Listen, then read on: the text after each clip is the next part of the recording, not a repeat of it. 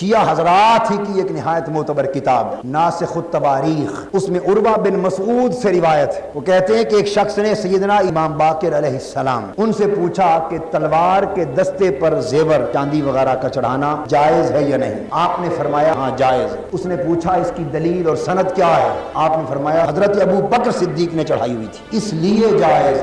وہ کوفہ کا رہنے والا تھا، وہ چونک اٹھا، اس نے کہا کہ اے امام علی مقام، آپ بھی حضرت ابو بکر کو صدیق مانتے ہیں؟ ناسخ التواریخ میں آیا ہے کہ وہ جلال سے کھڑے ہو گئے، فاستقبل القبلہ، اور کعبے کی طرف منہ کر لیا۔ آپ نے فرمایا نعم الصدیق، نعم الصدیق، نعم الصدیق، فمن لم یکن لہ صدیقا فلا صدق اللہ لہ قولا فی الدنیا ولا فی الآخرہ۔